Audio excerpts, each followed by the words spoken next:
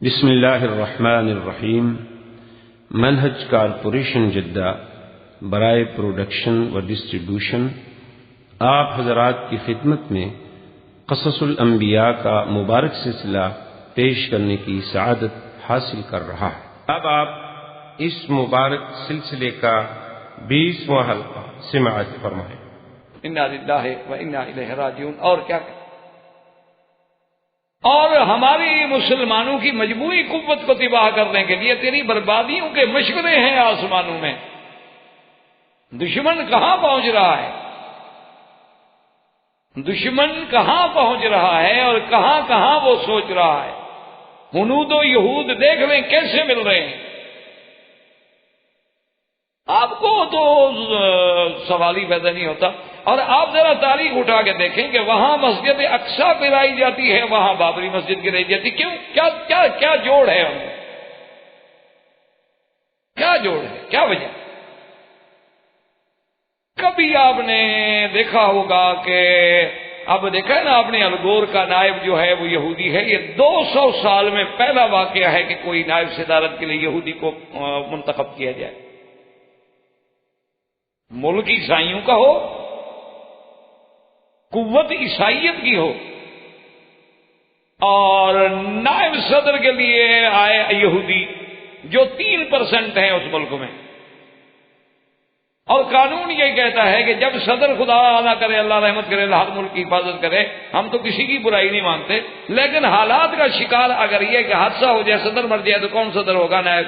قانون ہے، کانسٹیٹیوشن ہے۔ تو وہ تو اس طرح پورے عالم پہ یہودیت کو مسلط کرنے کے خواب دیکھ رہے ہیں، اور ہم آپس میں لڑ رہے ہیں۔ ہماری مسجد میں جناب مولوی اور مؤذن کا بھی جھگڑا ہے۔ ہمارے اہل سنت کے اندر جو جماعتیں ہیں نا، وہ گننا شروع کریں تو کم از کم مجھے تو کمپیوٹر خرید کر کے دیں تو اس پر میں جمع کر کے آپ کو بتا دوں، بتا سکتا ہوں، مطلب میں نہیں بتا سکتا۔ جو اہل سنت میں ہے، باقی کو چھوڑیں۔ اور پھر ان کے معمولی جھگڑے نہیں، کفر و اسلام کے جھگڑے ہیں۔ بڑے کھلے دل سے ایک آدمی کہہ دیتا ہے کہ جی چونکہ آپ نے امام کے پیچھے فاتحہ نہیں پڑھی، نماز نہیں ہوئی۔ وہ کیا کہہ رہے ہو؟ نماز نہیں ہوئی تو مسلمان کیسے رہا ہو؟ جب ان کی نماز ہی نہیں ہوتی، اور ایک نماز کا تارک جو ہے وہ کافر ہے، تو اس کا مطلب یہ ہے کہ ہم نے گھر بیٹھے ہوئے کروڑوں مسلمانوں کو ایک مسئلے میں کافر بنا دیا۔ یہ کوئی معمولی سی بات ہے، ایک لفظ کہہ دو بس اتنا سا کہ جی بس نماز ہی نہیں ہوتی۔ خدا کے بندے سوچ کرو، سوچو کہ 50 ہجری سے یہ بات ہے، صحابہ کے زمانے سے یہ بات آ رہی ہے، تو اس دور میں بھی جو لوگ اس پہ عمل کرنے والے تھے ان کی بھی نماز نہیں ہوتی تھی۔ آپ ضرور کہیں بھی فاتحہ پڑھو، ہمیں تو کوئی تکلیف نہیں، ہم تو نہیں بگڑتے، ہم تو ناراض نہیں ہوتے، چشمے ماں روشن دل ماں شاد۔ اب امام احمد بن حنبل رحمۃ اللہ علیہ فرماتے ہیں کہ جہری میں نہ پڑھو اور سری میں پڑھو۔ اہلاً و سہلاً، تحقیق ہے، امام وقت ہے۔ امام ابو حنیفہ رحمۃ اللہ علیہ فرماتے ہیں کہ جب مقتدی ہے بس قراءۃ الامام لہو قراءۃ، ان کے پاس بھی ایک حدیث رسول ہے، تو ایک لفظ میں تو نہ میں کروڑوں آدمیوں کو اسلام سے نکال دوں، یعنی اسلام میں ہم لے آ تو ایک بندے کو بھی نہ سکیں، اور نکالتے ہوئے ہم کروڑوں کو نکال دیں 1 منٹ میں۔ کتنے ہمارے جتنا مولوی ہم یہاں درس دیتے ہیں، کتنے لوگوں کو ہم نے مسلمان کیا ہے، کتنے ہندوؤں نے ہمارے ہاتھ پہ کلمہ پڑھا ہے، کتنے یہودی مسلمان ہوئے ہیں، کتنے نصرانیوں کو ہم نے دین سکھایا ہے، کتنے غیر مسلموں کو ہم اسلام کی طرف مائل کر سکے ہیں۔ یہ بڑے دکھ کی باتیں ہیں۔ جب آدمی کا بات چھٹتی ہے نا تو کیا کریں، تنہا داغ داغ شد پمبا کجا کجا ہم، کہ اتنے زخم ہیں کہ کہاں کہاں ہم مرہم رکھیں اور کہاں کہاں پٹی باندھ۔ یہ دکھ ہے، مجبوری زبان سے باتیں نکل جاتی ہیں جو ہم خود کرنا بھی نہیں چاہتے۔ تو اس لیے ہمیشہ یاد رکھیں کہ اہل کا لفظ جو ہے اصل اس کا استعمال ہی زوجہ کے لیے، اہل بیت بیویوں کے لیے ہوتا ہے۔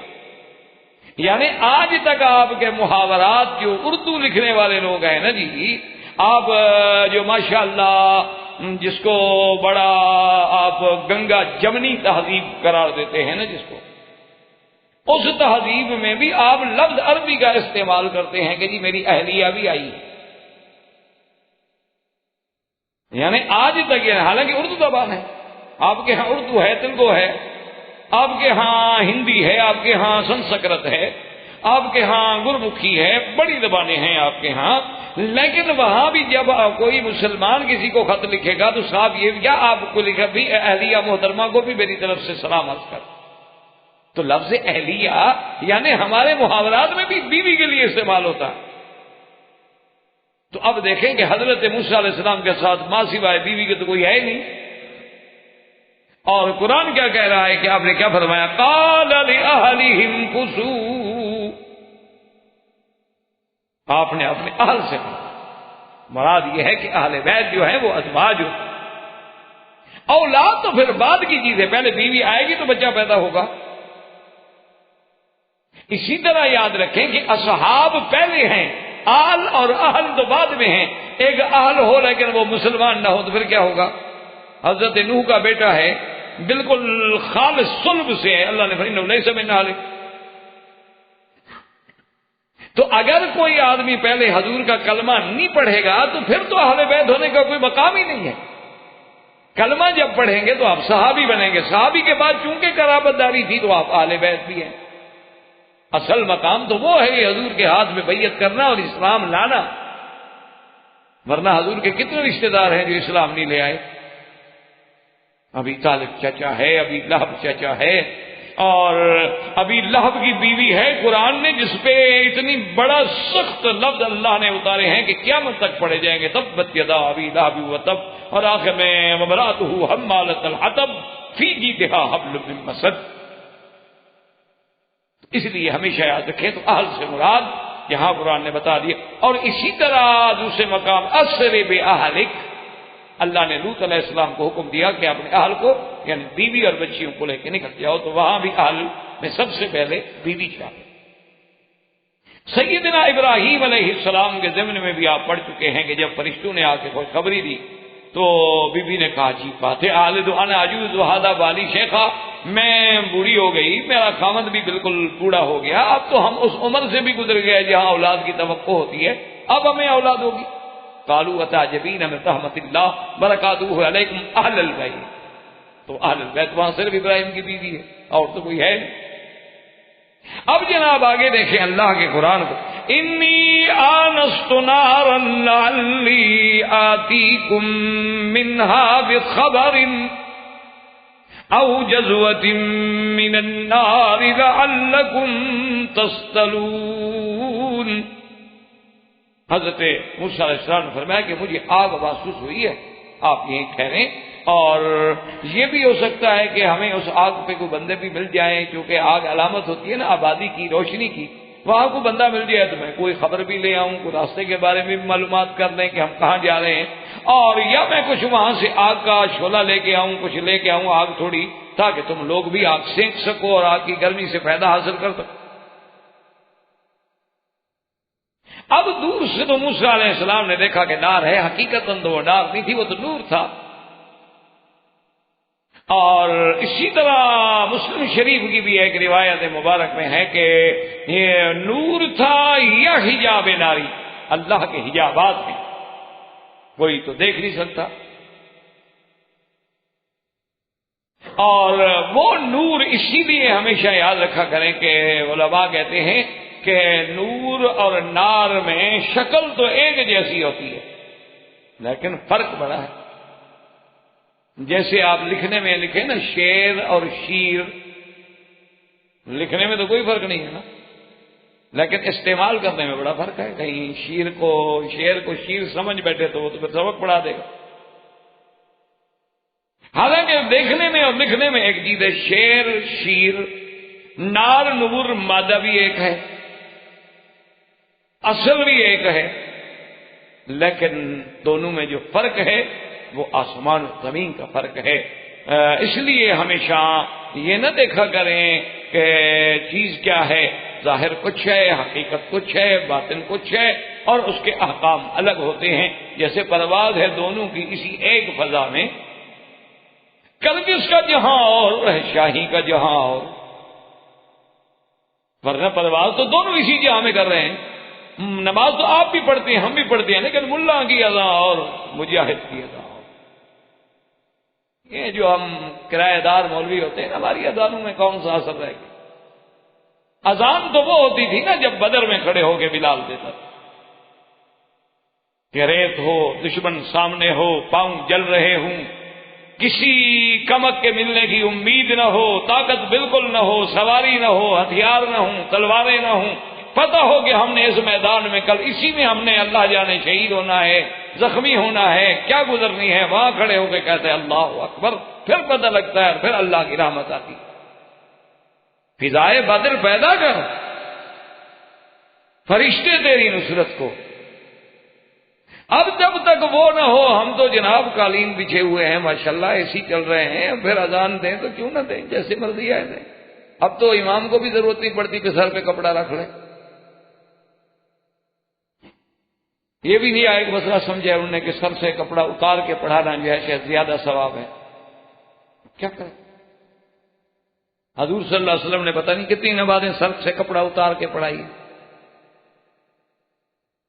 جب دین کو خود سمجھو گے نا حضرت تو پھر اسی یہی حال ہوگا. مربع بغیر مربی کے کبھی نہیں بنتا. مربع بنانا ہو نا تو مربی کی ضرورت پڑتی ہے. قرآن و حدیث سمجھنا ہو تو استاد کی ضرورت. جب خود سمجھنے کی کوشش کرو گے تو پھر یہی ہوگا جو ہو رہا ہے، اور اللہ آگے خیر کرے. اللہ تبارک و تعالی ہمیں صحیح معنوں میں کتاب و سنت کا تابع اور غلام بنائے. تو بہرحال جناب اب موسیٰ علیہ السلام نے جب دیکھا تو چل پڑے. جب ادھر آئے تو دیکھتے ہیں کہ عجیب کیفیت ہے کہ بالکل ایسی آگ ہے کہ پورے درخت پہ آگ ہے لیکن درخت سرسبز ہے. حیران ہو گیا ابھی یہ کیسے؟ آگ تو جلا دے نا جی. آگ تو بھڑکتی ہی تب ہے جب کسی چیز کو، درخت کو، لکڑیوں کو جلا ڈالے گی تو اور زیادہ بھڑکے گی. یہ کیسی آگ ہے کہ بالکل آگ بھی بہت تیز ہے، روشنی بھی بڑی تیز ہے، لیکن جو قریب جاتے ہیں اور نظر پڑتی ہے تو درخت میں تو کچھ نہیں، درخت اسی طرح سرسبز ہے، اس کی سبزی میں بھی اور اضافہ ہوتا جا رہا. جب اس طرف آپ تشریف لے گئے فلما اتاها نودي من شاطئ الوادي الأيمن في البقعة المباركة من الشجرة أن يا موسى إني أنا الله رب العالمين. آپ جب آئے جناب، یعنی آپ مستقبل القبلہ تھے اور آپ کے یمین پہ وہ وادی مبارک. اچھا، یہاں قرآن پاک نے چونکہ قاعدہ ہے جیسے آپ پڑھ چکے ہیں کہ قرآن مقدس جو ہے اس کا ایک اسلوب ہے، انداز ہے کہ القرآن یفسر بعضہ بعضا، ایک جگہ اختصار ہوگا دوسری جگہ اس کی تفصیل بیان کر دیں گے. دوسری جگہ قرآن پاک یہ کہتا ہے کہ جب موسیٰ علیہ السلام وادی مبارک میں آئے تو پہلا حکم ہوا فَخْلَعْنَ عَلَيْكَ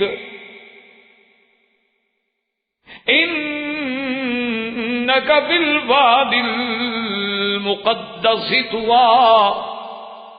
سب سے پہلا حکم یہ ہوا کہ موسیٰ علیہ السلام تم ایک وادی مبارکہ یا بقعۃ، یہاں قرآن نے اس آیت نے کہا فی البقعۃ المبارکہ، وہاں پر میں بالواد المقدس، تو معنی یہ ہوا وہ اتنی حرمت والی، برکت والی، تقدیس والی وادی ہے. اللہ نے حکم دیا موسیٰ علیہ السلام جوتا اتار دے فخلعنا علیک. اب خود اندازہ کریں کہ ایک وادی مقدس میں نبی جائے تو اللہ حکم دے جوتا اتار دو اور تم جہاں چاہے جوتا پہن کے آ جاؤ. کیا کرے آدمی؟ کون کون سا مسئلہ سمجھائے، کس کس مسئلے کو روئے. کہتے ہیں جی بالکل مسجد میں جوتا جائز ہے. ہاں جی بالکل جائز ہے، ہم بھی مانتے ہیں جائز ہے. کون کہتا ہے نہ جائز ہے؟ حدیث میں حضور پاک نے خود جوتا پہن کے نماز پڑھی ہے. حضور صلی اللہ علیہ وسلم نے جوتے مبارک کے ساتھ نماز پڑھی ہے، لیکن خدا کے لیے اس ماحول پہ غور کریں، اس زمانے میں مدینہ منورہ کی سڑکوں پہ غور کریں، صحابہ کی خوراک پہ غور کریں، اور اس کے بعد پھر نبی کا تعلق دیکھیں اللہ کے وحی کے ساتھ. کہ جبریل نے آگے خبر دی حضور آپ کے جوتے میں کچھ لگا ہوا ہے، جوتا اتار دیں. تو ہم کہتے ہیں آج بھی اگر جوتا پاک ہے تو جیسے کپڑا پاک پہن کے نماز پڑھ سکتے ہو، جوتا پاک بھی پہن کے نماز پڑھ سکتے ہو، کوئی جھگڑا ہی نہیں، کوئی اختلاف ہی نہیں۔ لیکن خدا کے لیے بات کو سمجھو تو صحیح نا، آخر یہ کہاں لکھا ہوا ہے کہ تمہارا جوتا ربڑ کا ہو اور 1 کلو پانی اندر ہضم کر لیتا ہو وہ پہن کے مسجد میں آ جاؤ؟ یہ کس کتاب میں لکھا ہوا ہے؟ اس لیے خدا کے بندے، بات یہ ہے کہ اگر کپڑا پلید ہے تو کپڑا پہننا بھی تو نماز میں جائز نہیں۔ چادر پلید ہے، پاجامہ پلید ہے، شلوار پلید ہے تو وہ بھی تو جائز نہیں نا۔ اگر پاک ہے تو جائز ہے، اور جوتا تمہارا پاک ہے، تم نے مسجد کے لیے نماز کے لیے بنایا ہے، اہلاً و سہلاً، بالکل لاکھ دفعہ پہنو، کوئی بات نہیں۔ اور دوسری بات یہ ہے کہ صرف ایک حدیث تو نہ پڑھ لو نا، دوسری حدیث بھی پڑھو کہ آدمی جب سجدہ کرتا ہے تو علی 7 اعضاء، 7 اعضاء پہ سجدہ کرتا ہے، یعنی ہاتھ بھی سجدے میں، یہ جگہ بھی سجدے میں، دونوں گھٹنے بھی سجدے میں، اور پاؤں کی انگلیاں بھی سجدے میں۔ اب اگر جوتا ایسا ہو کہ انگلیاں سیدھی ہو ہی نہ سکیں تو پھر کیا کریں گے آپ؟ ان کا بھی تو سیدھا ہونا ضروری ہونا۔ لیکن جو انہوں نے، اچھا دوسری ہماری برادری ہے ماشاءاللہ، وہ جو سبحان اللہ اہل سنت کہلانے والی، انہوں نے بھی خوب سمجھا ہے۔ انہوں نے کہا جناب دیکھو کہ موسیٰ علیہ السلام کو تو وادی مقدس میں جوتا اتارنے کا حکم مل گیا، لیکن ہمارے نبی کی شان ایسی ہے، اللہ نے فرمایا کہ محمد مدنی آپ جوتے کے ساتھ عرش پہ آ جائیں۔ وہ جناب یوں سمجھے کہ حضور جب معراج پہ گئے تو اللہ نے فرمایا کہ میرا محبوب آپ کے لیے کیا ہے، آپ تو بالکل اپنے جوڑے کے ساتھ آ جائیں نا، عرش معلیٰ پہ آپ آ جائیں۔ وہ ظالم ہو، پہلے تو اللہ کا نبی عرش پہ گئے ہی نہیں،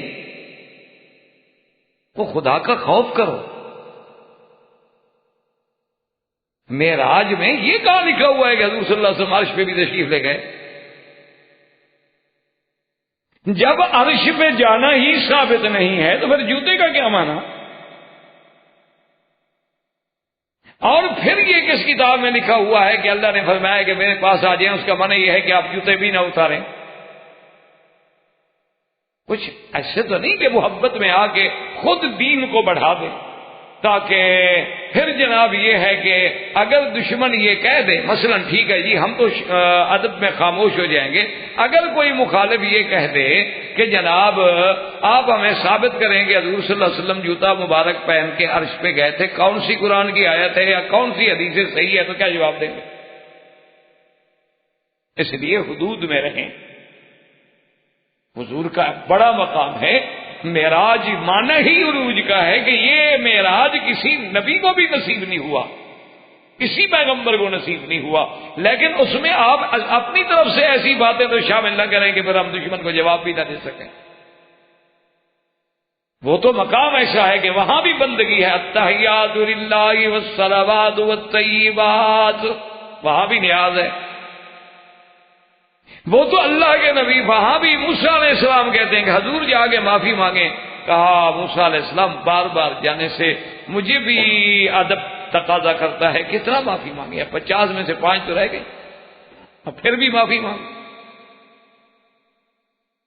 تو اس لیے ہمیشہ یاد رکھیں کہ وادی مبارک ہو، مسجد مبارک ہو، کعبہ مبارک ہو، اب اس میں مصلے بچھے ہیں، قالین بچھے ہیں، سنگ مرمر لگ گئے ہیں، اور حالات ایسے ہیں، اور باہر پانی عام ہیں، پھر ہمارے جوتے ربڑ کے ہیں، وہ سپنج کی طرح پانی کو اندر رکھ لیتے ہیں، اس میں مسجد میں تلوث کا خطرہ ہے، تو کوئی بھی اجازت نہیں دیتا۔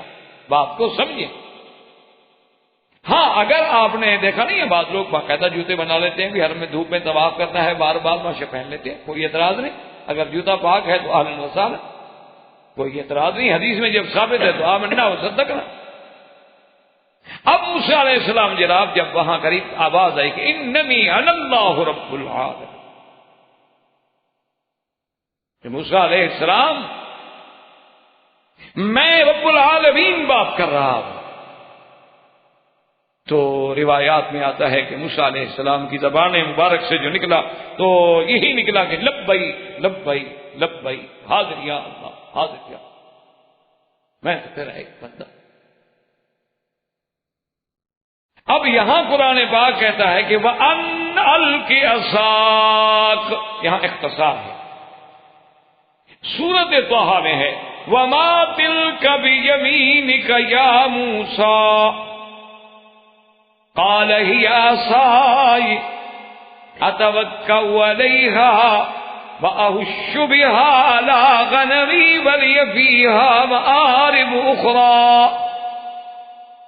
وہاں یہ ہے کہ جب موسیٰ علیہ السلام آ گئے اس وادی مبارک میں شجرہ مبارک کے پاس اور اللہ نے کلام فرمایا، اور یاد رکھو یہ پہلا شرف ہے جو موسیٰ علیہ السلام کو ملا ہے کہ اللہ نے بغیر کسی واسطے کے کلام فرمایا، درمیان میں کوئی فرشتہ نہیں،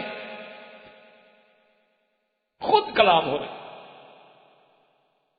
اب موسیٰ علیہ السلام سے حکم ہوا، سوال ہوا کہ وَمَا تِلْكَ بِيَمِينِكَ يَا مُوسَىٰ، موسیٰ علیہ السلام تمہارے ہاتھ میں کیا ہے؟ اللہ تو جانتے ہیں، لیکن موسیٰ علیہ السلام کو اس مقام کیفیت سے بھی نکالنا ہے، وہ تو اب جناب جن کے اللہ جس کے ساتھ کلام کرے تو موسیٰ علیہ السلام کا کیا حال ہو۔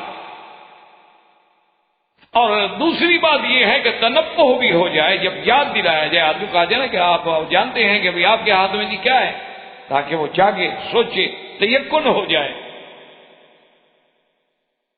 تو حضرت موسیٰ علیہ السلام نے عرض کیا کہ مولا کریم ہے عصا ہی عصا ہے، میرا عصا ہے، لکڑی ہے۔ اسی لیے جیسے آپ نے قصہ یوسف علیہ السلام پڑھا ہے، تو قصہ یوسف علیہ السلام میں جو عمود ہے نا جی، یعنی جو بنیاد ہے اور جس چیز کا یوں سمجھ لیں کہ بار بار تذکرہ ہے، وہ قمیص یوسف ہے۔ اور قصہ موسیٰ علیہ السلام نے اللہ نے جو ان کا ایک قصے کا عمود ہے وہ عصا موسیٰ علیہ السلام۔ اور بعض علماء نے تو یہاں تک لکھا ہے کہ یہ عصا بھی کوئی معمولی عصا نہیں تھا، بلکہ یہ حضرت آدم علیہ السلام کا عصا تھا، اور وہ حضرت شعیب تک پہنچا اور حضرت شعیب نے حضرت موسیٰ علیہ السلام کو دیا، کیونکہ یہ چیزیں تو محفوظ رکھی جاتی ہیں، کوئی معمولی بات تو نہیں ہوتی نا کہ اللہ کے پیغمبر کا حضرت آدم علیہ السلام کا عصا ہو اور پھر وہ منتقل ہوتے ہوتے آپ کی اولاد میں نبی در نبی در نبی پہنچتے پہنچتے پھر حضرت موسیٰ علیہ السلام کے پاس پہنچے۔ اور بعض علماء فرماتے ہیں کہ نہیں، وہ مطلقاً عصا تھا۔ اور بعض روایات میں یہ بھی آیا ہے کہ جب آپ شعیب علیہ السلام کے گھر میں تھے تو انہوں نے گھر میں کافی لکڑیاں، کافی عصا رکھے ہوئے تھے، چونکہ پہلے دور میں تو انسان کی حفاظت کا ذریعہ لکڑی ہوتی تھی۔ یہ تو اب جناب ایسی ایجادات ہو رہی ہیں ہلاکت انسانیت کی کہ اللہ حفاظت میں رکھے۔ جو لوگ سب سے بڑے محافظ انسانیت ہیں، حقوق انسانیت کے چیمپئن ہیں نا، ہلاکت انسانی کی چیزیں بھی وہی بنا رہے ہیں۔ دیکھ لیں آپ کے کھانے کے دانت کیا ہیں اور دکھانے کے دانت کیا ہیں۔ ویسے حقوق انسانیت کے علم بتا، ایک کتے کو بھی تکلیف ہو جائے تو جناب پریس میڈیا چیخ پڑتا ہے، اور سب سے پہلے خود وار کرنے والے لوگ ہیں، آسمانوں پہ بھی قبضہ کر رہے ہیں کہ جلدی سے دشمن کو تباہ کر سکیں۔ کیسی قومیں ہیں، کیسے فراڈ ہیں، کیسے منافقت ہے، کتنے دوغلے ہیں، اور ہم مسلمان کتنے سادے ہیں کہ اسی عطار کے لونڈے سے دوا دیتے ہیں۔ ہم کتنے سادے ہیں، سبحان اللہ۔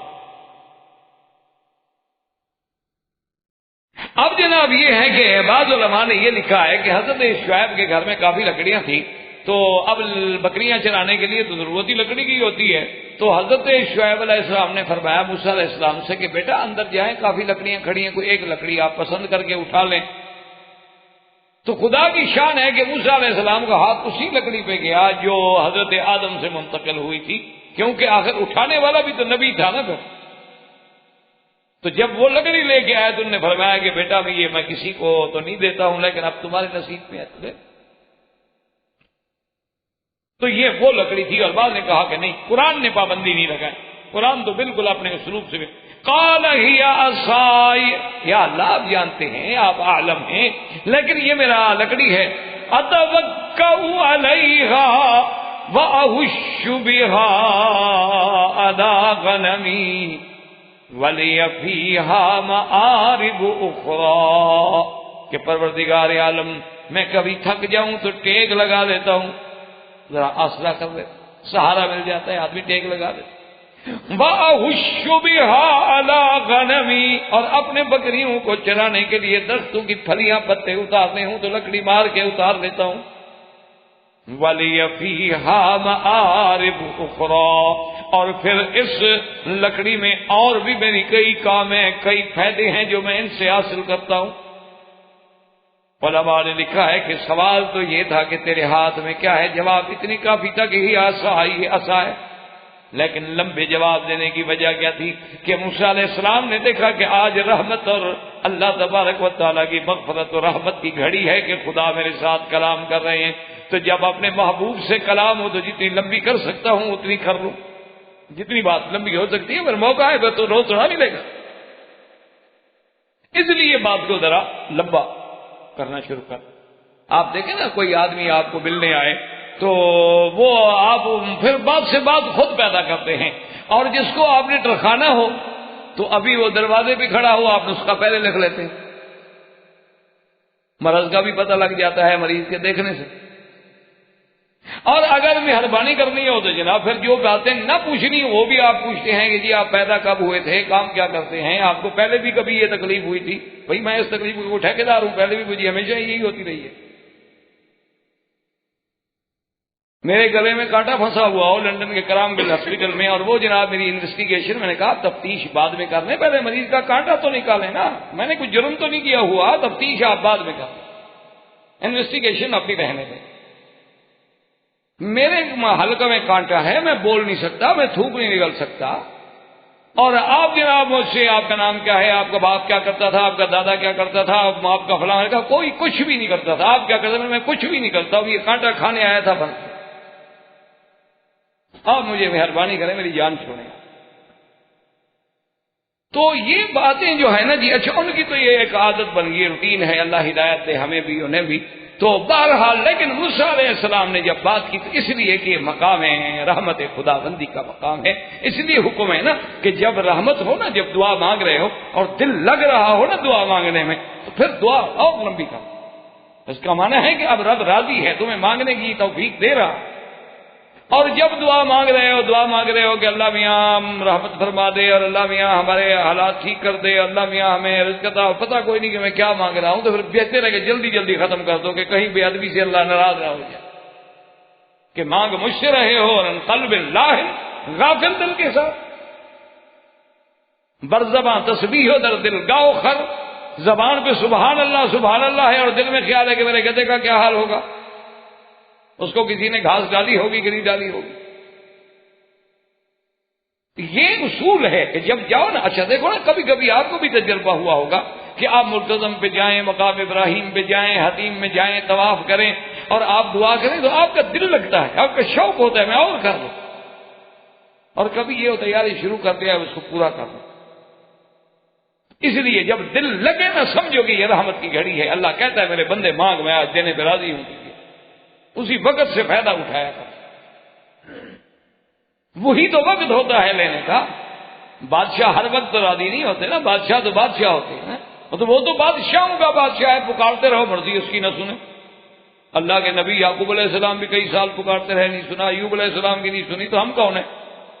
لیکن اگر وہ سننے پہ راضی ہو جائے تو پھر تو پکڑ لو نا، پھر چھوٹی موٹی چیزیں نہ مانگا کرو کہ اللہ میاں دو آنے دے دے، مانگنا ہے جس سے اس کی شان کو دیکھ کے مانگا کرو، اس کی عظمتوں کو سامنے رکھ کے مانگا کرو۔ آپ کل چلے جائیں بادشاہ کے پاس، جب جی کیوں آئے آپ؟ اور جی میرے پاس رات روٹی کے لیے پیسے، میں کہا 2 ریال لے آؤں، کہا پکڑ کے اس کو لگاؤ 2-4 دن، یہ آیا ہی مجھ سے 2 ریال مانگنے کے لیے بیوقوف۔ وہ چیز مانگو نا جو اس کے شان کے مطابق۔ تو جب کائنات سماوات والارض کے مالک سے مانگ رہے ہو تو کچھ مانگو، کوئی عزت کے فیصلے مانگو، وہ نعیم الدنیا والآخرہ مانگو، جنت مانگو جو شان دینے والے کے شان کے مطابق بھی ہے۔ یہ دنیا تو فانی چیز۔ اللہ تبارک و تعالی نے موسیٰ علیہ السلام سے فرمایا کہ القھا یا موسیٰ، اچھا اب دیکھیں نا جی کہ موسیٰ علیہ السلام نے تو کہا تھا نا وَلِيَ فِيهَا مَآرِبُ أُخْرَىٰ، اس میں اور بھی بڑے کام ہیں. مقصد کیا تھا کہ جی اگر سامان اٹھانا ہو نا وہ بھی لٹکا لیتا ہوں. اچھا آگے اگر کوئی سانپ بچھو آ جائے تو بھی مار سکتا ہوں. اور جناب یہ ہے کہ اگر سایہ بنانا ہو تو اس کو کھڑا کر کے کپڑا بھی باندھ دیتا ہوں. کئی کام لیے جا سکتے ہیں. اللہ نے فرمایا تمہاری سوچ میں جو کام ہے نا وہ تو اپنی سوچ میں رہنے دو، اور دیکھو ہم اس حساب سے کیا کام لیتے ہیں. ہم تمہیں بتاتے ہیں کہ مارے بے اخرا اس میں کیا ہے. تمہاری سوچ تو کہیں ہوگی نا، پھر میرا فیصلے دیکھو. القھا یا موسیٰ فالقاها فاذا هي حیۃ تسعى. اللہ نے فرمایا اسے سب پھینکو، لکڑی پھینکی تھی، لکڑی سانپ پر. اچھا اب یاد رکھیں کہ قرآن پاک میں 3-4 مقام پہ ہر جگہ لفظ الگ ہے. یہاں ہے حیۃ تسعى، اور ایک جگہ ہے جان، اور ایک جگہ ہے ثعبان مبین. قرآن میں 3 جگہ لفظ ہے. کأنها جان بلا مدبرا، اور دوسری جگہ ہے فإذا هي ثعبان مبین. اب یاد رکھو کہ ثعبان مبین جان نہیا تو فرق ہے بھئی. ایک اژدہا ہے، ایک پتلا سا سانپ ہے. تو آخر قرآن نے ایک جگہ تو کہا کہ بہت بڑا، اور ایک جگہ کہا کہ بالکل پتلا، ایک جگہ کہا سریع الحرکہ جان. تو اس لیے علماء نے فرمایا کہ یہ تعارض نہیں ہے اللہ کے قرآن میں، تضاد نہیں ہے اللہ کے قرآن میں. جیسے دشمن کہہ دیتے ہیں دیکھو جی اگر خدا کا کلام ہے تو ایک جگہ تو آپ کا خدا کہتا ہے حیۃ، تو حیۃ اور چیز ہے. ایک جگہ کہتا ہے جان، تو جان اور چیز ہے. ایک جگہ کہتا ہے ثعبان، تو ثعبان اور چیز ہے. تو یہ اللہ کا کلام کیسے ہوا جس میں تعارض ہے؟ تو یاد رکھو علماء نے لکھا ہے کہ تعارض نہیں ہے.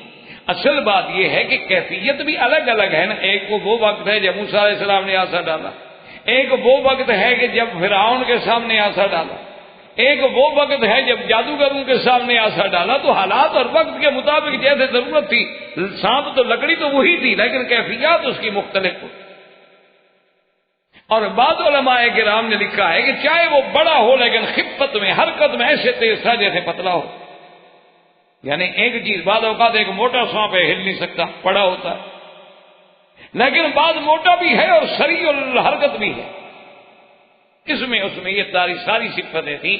اچھا اب موسیٰ علیہ السلام نے دیکھا تو جناب اللہ بھاگے خوف کے مارے، کیونکہ یہ خوف فطری ہے، تقاضا انسانی ہے، بشریت انسانی کا تقاضا ہے کہ جب آپ سانپ دیکھیں گے تو کوئی یہ تھوڑا ہے کہ آپ بڑے سے بڑا بہادر آدمی کیوں نہ ہو گھبرا جائے. موسیٰ علیہ السلام جب بھاگے تو اللہ نے فرمایا موسیٰ علیہ السلام بالکل نہ گھبرائیں. جیسے یہاں قرآن کہتا ہے وَأَنْ أَلْقِ عَصَاكَ فَلَمَّا رَآهَا تَهْتَزُّ كَأَنَّهَا جَانٌّ وَلَّىٰ مُدْبِرًا وَلَمْ يُعَقِّبْ. کہ جب دیکھا نا سانپ حرکت کرنے والا تو ایسے دوڑے کہ پیچھے مڑ کے بھی نہیں دیکھا. اللہ کہتا ہے ولم يعقب، پیچھے بھی نہیں دیکھا کہ کیا ہے، بس دوڑ رہے کہ دیکھنے میں بھی وقت ضائع نہ ہو جائے، وہ آ جائے. تو اللہ پاک نے حکم فرمایا کہ یا موسیٰ اقبل ولا تخف انک من الآمنین. اللہ نے فرمایا موسیٰ علیہ السلام لوٹاؤ، ڈرو نہیں، بالکل نہ ڈرو، گھبراؤ اور پکڑو سانپ کو، پکڑو. اچھا بعض روایات میں ہے کہ موسیٰ علیہ السلام نے پہلے تو کپڑا لپیٹا کہ کیسے پکڑوں، پھر اس کی دم سے پکڑوں، درمیان سے پکڑوں. یہ سب اسرائیلی روایات ہیں. جب اللہ نے کہا کہ پکڑ لو موسیٰ علیہ السلام پکڑ، اور جب پکڑ لیا تو پھر آسا بن گیا. اب کھڑے حیران یہ کیا ہو. ابھی اس پریشانی میں یعنی یہ حیرت جو تھی وہ ابھی دور نہیں ہوئی کہ اللہ نے فرمایا اسلک یدک فی جیبک، اسلک یدک فی جیبک تخرج بیضاء من غیر سوء. اللہ نے فرمایا موسیٰ علیہ السلام اپنے ہاتھ کو اپنے دامن میں ڈالو. جیب کا معنی ایک تو یہ ہوتا ہے جیب، اور ایک یہ بھی جیب، وہ چیز جو کٹی ہوئی ہے نا اس پر جیب کا اطلاق ہوتا ہے کہ اپنے دامن میں ڈال کے ایسے ہاتھ کو بند اور پھر باہر نکالو. تو اب جناب موسیٰ علیہ السلام نے جب ہاتھ ڈالا اور باہر نکالا تو اللہ کی شان یہ ہے کہ وہ ہاتھ ایسے تھا جیسے چاند کی کرنیں اور شعائیں نکل رہی ہوں. اللہ فرماتا ہے من غیر سوء، یہ نہیں کوئی بیماری ہو گئی، کوئی برس ہو گیا، کوئی سفیدی ہو گئی، داغ ہو گیا، نہ وہ تو نور تھا. اللہ تبارک و تعالی نے اچھا خدا کی شان دیکھیں کہ دونوں معجزوں کا تعلق جو ہے وہ ہاتھ سے ہے. لکڑی بھی ہاتھ میں پکڑی ہوئی تھی، اسی کو اللہ نے صاف بنا دیا، اور اسی ہاتھ کو اللہ تبارک و تعالی نے روشن بھی فرما دیا کہ جب آپ اچھا پھر دوبارہ ڈالیں گے تو اپنی اصلی حالت میں آ جائے گا. یہ دو معجزات ہیں جن کو قرآن نے یہاں کہا ہے برہانان من ربک، کہ یہ دو برہان، دو دلائل، دو معجزات ہیں جو ہم نے آپ کو دیے ہیں. آپ ان کو لے کے فرعون کی طرف جائیں، فرعون کے سرداروں کی طرف جائیں، وہ حد سے نکلنے والے ہیں، اور ان کو جا کے دعوت. اب سب سے بڑی بات یہاں یہ یاد رکھیں کہ ہمارا تو ایمان ہے، ہم تو مسلمان ہیں کہ جو اللہ کے قرآن میں بات آ جائے یا کتاب و سنت میں چیز آ جائے آمنا و صدقنا، بس ہمارا تو ایمان ہے نا اس پر. لیکن جو مخالفین ہیں، جو اعداء اسلام ہیں، یعنی جیسے مستشرقین ہیں اور خاص طور پہ یہود و ہنود ہیں، وہ ایسی چیزوں کو اسلام کے خلاف بطور ہتھیار استعمال کرتے ہیں. وہ کہتے ہیں دیکھو جی عجیب بات ہے، موسیٰ علیہ السلام آ رہے تھے، پھر آواز آئی اور آواز میں یہ کہا گیا کہ میں تمہارا خدا ہوں. اب کیا دلیل ہے کہ یہ خدا کی آواز تھی؟ کہ یہ آواز جو ہے اننی انا اللہ رب العالمین، کہ میں تمہارا رب ہوں اور رب العالمین ہوں. تو موسیٰ علیہ السلام کو کیسے آخر یقین ہو گیا کہ یہ واقعی اللہ کی آواز ہے؟ اور کیسی اس بات کی آخر دلیل کیا ہے کہ واقعی اللہ تبارک و تعالیٰ نے ہم کلام ہوئے، اللہ نے کلام فرمایا؟ ہو سکتا ہے نعوذ باللہ ثم نعوذ باللہ موسیٰ علیہ السلام کا کوئی وہم ہو، کوئی خیال ہو، کوئی تخیل ہو. تو اس قسم کے اعتراضات جو ہے نا، یاد رکھیں اعداء اسلام جو ہوتے ہیں نا، جن کو اسلام سے دشمنی ہے، انہوں نے تو پھر کوئی موقع ضائع نہیں کرنا ہوتا، وہ تو فرصت حاصل کرتے ہیں کہ موقع ملے. تو اس لیے ہمیشہ یاد رکھیں کہ اللہ نے موسیٰ علیہ السلام تو کئی معجزے عطا فرمائے تھے، جیسے قرآن نے دوسری جگہ انشاءاللہ ابھی زندگی پڑھیں گے بلقد آتینا موسیٰ 9 آیات بینات، اللہ نے تو ان کو 9 اور بھی معجزات عطا فرمائے، لیکن وہ بہت بعد میں ملے. لیکن یہ دونوں معجزے اللہ نے بوقت کلام عطا فرمائے، ایک لکڑی کا سانپ بن جانا اور ایک آپ کے ہاتھ کا روشن ہو جانا. اگر اللہ یہ بعد میں دیتے تو قادر تھے، لیکن یہ دو معجزے دے کر ان اعداء اسلام کا ہمیشہ کے لیے منہ بند کر دیا کہ ظالموں، اگر یہ خدا کلام نہیں کر رہا تھا تو لکڑی کو سانپ بنانے والا کون تھا؟ اور ان کے ہاتھ مبارک کو روشن کرنے والی ذات کون تھی؟ وہی ذات جس نے جو اس بات کے تکلف پہ قادر تھی، وہی تو خدا ہے. ورنہ اور کون ہے جو ایک لکڑی کو جان ڈال دے، سانپ بنا دے، پھر جان والی چیز کو دوبارہ لکڑی بنا دے؟ اچھا اگر تم نہیں مانتے ہو کہ وہ خدا تھا تو چلو تم ہمیں کوئی ایسی چیز دکھا دو کہ چیز کی حیت ہی بدل جائے، لکڑی ہو وہ زندہ چیز بن جائے، روح والی، اور پھر اس کے بعد پکڑو تو جناب وہ پھر دوبارہ لکڑی بن جاتے اور تم کوئی شخصیت پیدا کرو دنیا میں، پھر ہم کہیں کہ موسیٰ علیہ السلام دھوکے میں آ گئے. تو جب یہ طاقت کسی کو نہیں ہے، یہ قوت اور خارق، اچھا پھر یہ ہوتا ہے کہ جو تم کرتے ہو وہ اسباب طبعیہ کے تحت ہوتی ہیں چیزیں، اور یہاں تو کوئی اسباب ہی نہیں. دیکھو نا بعض لوگ بڑے بڑے شعبے دکھاتے ہیں، یا ایسے آپ نے دیکھے ہوں گے پامسٹ کے آپ کا ہاتھ دے کر آپ کو حالات بتا دیتے ہیں. چلو پھر بھی کوئی ہاتھ دیکھتے ہیں نا، ہاتھ پر کچھ نہ کچھ لکیریں تو ہیں نا، یہ الگ بات ہے کہ ہم ان کو جائز نہیں سمجھتے، لیکن اللہ نے کوئی چیز بے فائدہ یا بیکار تو نہیں پیدا فرمائی. یہ تو پھر بھی اسباب کی بات ہوگی، ما تحت الاسباب. کمال تو یہ ہے کہ خالق کی عادت ہے اور کوئی اسباب نہیں. اللہ نے فرمایا کیا انہوں نے کہا دیا شاہ، فرمایا ڈال دو، ڈال دیا، کام بن گیا. اچھا خذھا ولا تخف سنعیدھا فی سیرتھا الاولی، اٹھا لو نہ ڈرو، اور پھر اسی طرح ہو جائے گا جیسے پہلے تھا، اسی طرح ہوگی. اچھا اللہ نے حکم دیا اپنے جیب میں ڈالو، ہاتھ کو ڈال دیا، نکالا وہ پھر ڈال دیا، ٹھیک ہو گیا. تو یہ سب سے بڑی ان دو معجزات کا، برہان کا، دلائل کا موسیٰ علیہ السلام کو ملنا جو ہے، یہی دلیل تھی کہ ہم کلام ہونے والا جو ہے وہ رب العالمین۔ اور اس کے بعد اللہ نے حکم دیا کہ موسیٰ علیہ السلام انی اصطفیتک، ہم نے آپ کو اپنی رسالت کے لیے چن لیا، اب آپ میرے رسول ہیں، میرے نبی ہیں۔ جیسے دوسرے مقام پہ ہے وَاصْطَنَعْتُكَ لِنَفْسِي، ہم نے چن لیا آپ، اور جائیں۔ انہوں نے کہا اللہ میاں میں تو بالکل آپ کے حکم پہ حاضر ہوں، لیکن میرے کچھ معروضات ہیں، جیسے کہ قرآن نے اس جگہ بیان کیا قَالَ رَبِّ إِنِّي قَتَلْتُ مِن نَفْسًا فَأَخَافُ أَن يَقْتُلُونِ۔ اللہ میاں میں نے ان کا ایک بندہ مارا تھا، جو میں نے آمدن تو نہیں مارا آپ جانتے ہیں، لیکن بہرحال ان کا بندہ تو مر گیا تھا، تو اس کے ضمن میں میں ڈرتا ہوں کہ میں، چلو میرا تو ارادہ تھا مصر جاؤں، لیکن اب سیدھا فرعون کے پاس جاؤں تو مجھے اسی میں نہ پکڑ کے قتل کر دے۔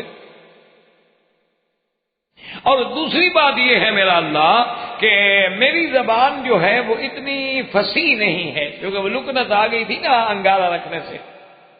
وَأَخِي هَارُونُ هُوَ أَفْصَحُ مِنِّي لِسَانًا فَأَرْسِلْهُ مَعِيَ رِدْ أَن يُصَدِّقُنِي إِنِّي أَخَافُ أَن يُكَذِّبُونِ۔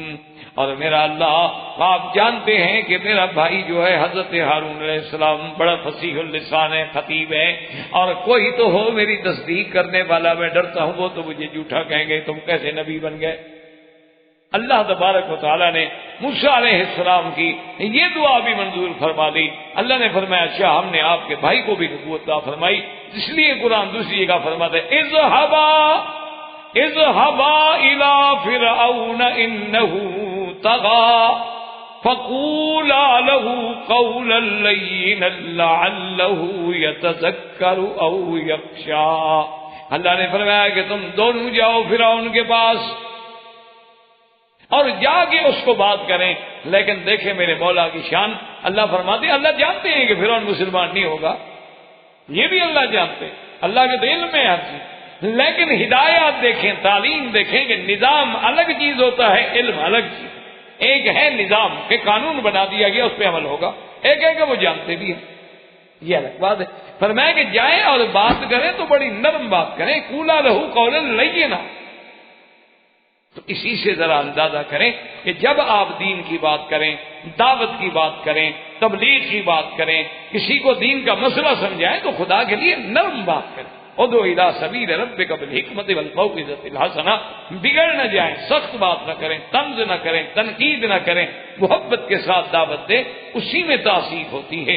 اس لیے اللہ نے فرمایا کہ قولا لینا، حالانکہ دیکھو وہ فرعون ہے، کافر ہے، ربکم الاعلی کا دعویٰ کرنے والا ہے، اور جانے والے بھی نبی ہیں، لیکن اللہ فرماتے ہیں قول نرم سے بات کرو۔ تو موسیٰ علیہ السلام کو یہ حکم ملا، اور اس کے بعد موسیٰ علیہ السلام اللہ سے ہم کلام ہونے کے بعد پہلے تو مصر تشریف لائے اور پھر بھائی کو لے کر فرعون کے پاس دعوت کے لیے چلے۔ انشاءاللہ زندگی باقی تو بات باقی۔ وآخر دعوانا ان الحمدللہ رب العالمین۔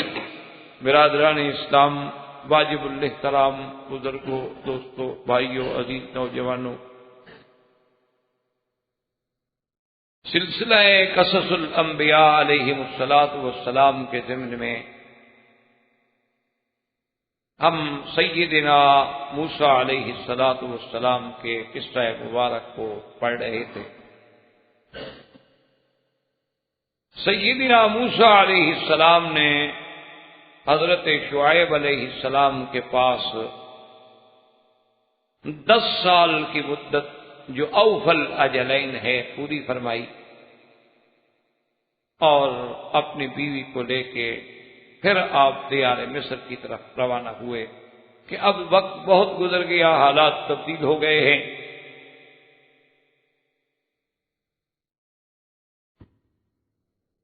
تو سیدنا موسیٰ علیہ السلام جو ہیں راستے میں تھے، اور راستہ بھول جانے کی وجہ سے، سردی کی رات تھی، اندھیری رات تھی، بہت پریشانی کی بات تھی، آپ کو دور سے ایک روشنی ہے۔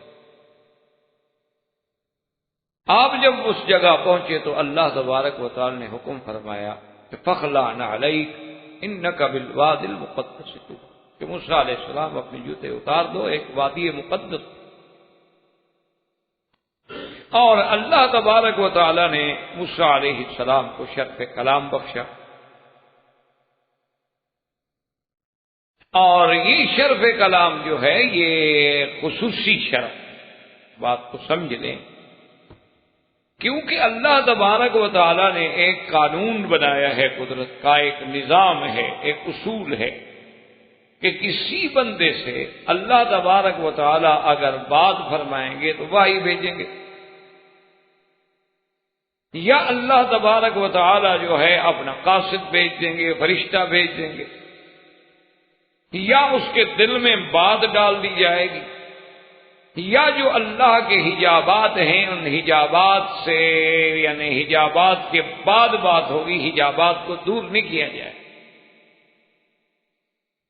ما کان لبشر ان یکلمہ اللہ الا وحیا او من وراء حجاب او یرسل رسولا، یا تو اللہ تبارک و تعالی بات فرمائیں گے تو وحی، یا من وراء حجاب، یا اللہ اپنا ایک رسول ملک فرشتہ بھیجتے ہیں، اور وہ فرشتہ انسانی شکل میں آ کے اللہ کے نبیوں سے مخاطب ہوتا ہے اور اللہ کا کلام پہنچاتا ہے۔ لیکن جب اللہ تبارک و تعالیٰ دل میں بھی بات نہ ڈالیں، فرشتہ بھی نہ بھیجیں، اور اللہ براہ راست بندے سے مخاطب ہوں، تو یہ بڑا شرف ہے، عظیم ہے کہ اللہ نے بغیر واسطہ ملک کلام کرا۔ اسی لیے آپ کا لقب جو تھا وہ کلیم اللہ، جیسے سیدنا اسماعیل کی اور محاسن کی کوئی کمی تو نہیں ہے، لیکن لقب بنا ذبیح اللہ۔ سیدنا ابراہیم کی بڑی شان ہے، لیکن ان کی قربانیاں اور خلت کے صلے میں انہیں لقب ملا خلیل اللہ۔ تو سیدنا موسیٰ علیہ السلام کا جو لقب ہے وہ ہے کلیم اللہ۔ تو یہ بہت بڑا عظیم ہے۔ اب یہ بات ہمیشہ یاد رکھیں کہ مستشرقین جو ہیں اور جتنے یعنی یہود و نصارہ کے اصحاب قلم ہیں، لکھنے والے لوگ ہیں، یا ہندو میں ہیں، یعنی اسلام کے علاوہ جو مذاہب ہیں ان میں جو لوگ ہوتے ہیں، اصحاب قلم ہوتے ہیں، لکھنے والے ہوتے ہیں، رائٹر ہوتے ہیں، ان کے تھنکر ہوتے ہیں، ان کے پروفیسر ہوتے ہیں، تو وہ اسلام کے خلاف کوئی موقع جو ہے وہ ضائع نہیں کرتے، وہ اس تلاش میں ہوتے۔ اور اس کا بدقسمتی سے ہماری جو نوجوان پود ہے، جو جیل جدید ہے، وہ بھی ان سے زیادہ تاثر لیتی، یہ ہماری بدقسمتی۔ ویسے بھی آپ دیکھ لیں، آپ یعنی انڈو پاک کو تو سمجھتے ہیں، زیادہ دور نہ بھی جائیں تو اپنے اپنے ملکوں کو تو ہر آدمی سمجھتا ہے، یعنی آپ دیکھ لیں کہ بھئی وہاں پر آج بھی جو انگریزی بولنے والے کی قدر و منزلت ہے وہ اپنی زبان بولنے والے کی نہیں۔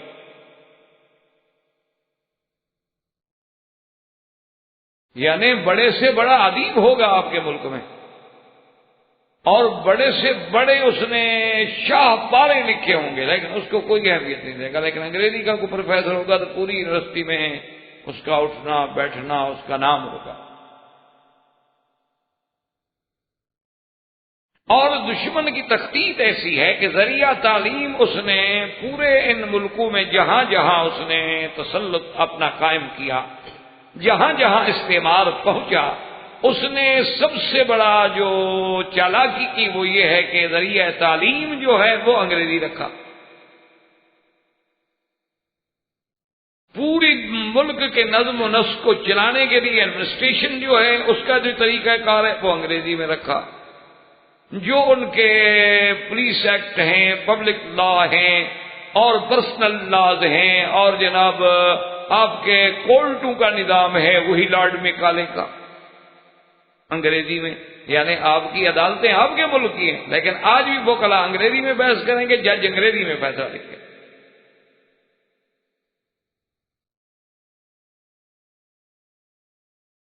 اس طرح یعنی اس استعمار نے ہمارے اوپر تسلط کیا ہے کہ آج ہم ہزار کہیں کہ ہم آزاد ہیں، ہم آزاد نہیں۔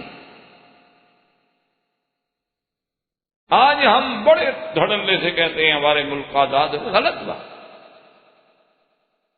جب تک آدمی فکری طور پر آزاد نہ ہو، جب تک آدمی روحانی طور پر آزاد نہ ہو، وہ آزاد نہیں کہلاتا۔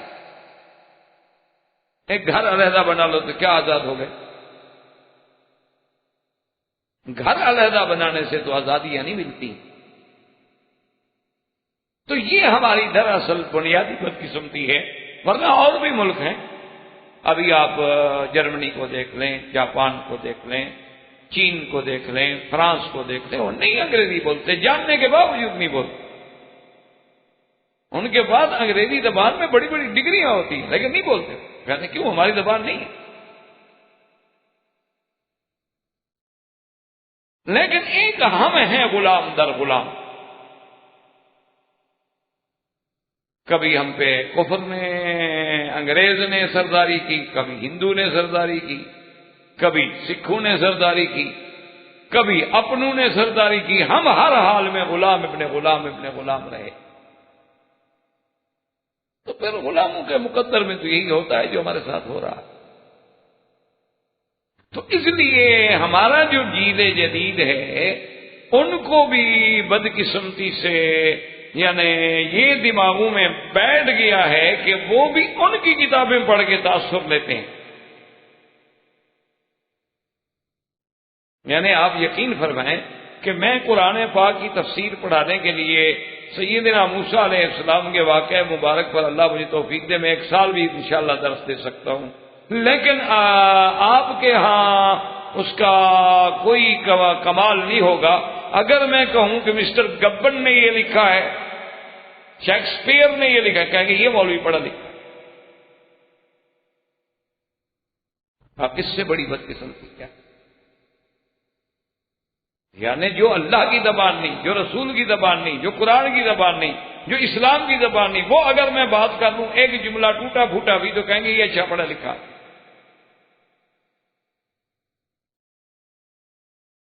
تو اب ان لوگوں نے ایسے اشکال پیدا کیے کہ جی موسیٰ علیہ السلام جب آ رہے تھے ان کو روشنی نظر آئی، ان کو تو یہ بھی پتہ نہیں تھا کہ یہ روشنی کیا ہے۔ انہوں نے تو بیوی سے بھی یہی کہا انی آنست نارا، میں نے آگ دیکھی۔ اور جب قریب آئے تو پھر آواز آئی کہ فغلان علیک، جوتے اتارو، انک بالوادی المقدس طویٰ۔ اور پھر آواز آئی اننی انا اللہ، کہ میں خود خدا آپ سے بات کر رہا ہوں۔ تو کہتے ہیں کیسے پتا ہے کہ خدا بات کر رہا ہے؟ کہتے ہیں اس پر دلیل کیا ہے کہ وہ واقعی خدا بات کر رہا تھا؟ کہتے ہیں دیکھیں اسے مولویوں نے آپ کے دماغوں کو ہپنوٹائز کیا ہوا ہوتا ہے، آپ کی آنکھوں کو مسمرائز کیا ہوتا ہے، کہہ دیتے ہو نا کوئی بات ہے، ایک آدمی ہے جنگل میں خود راستہ بھول گیا، اسے تو یہ بھی پتہ نہیں کہ یہ نور ہے یا نار ہے، اس کو کہتے پتہ چل گیا کہ واقعی اللہ نے میرے ساتھ بات۔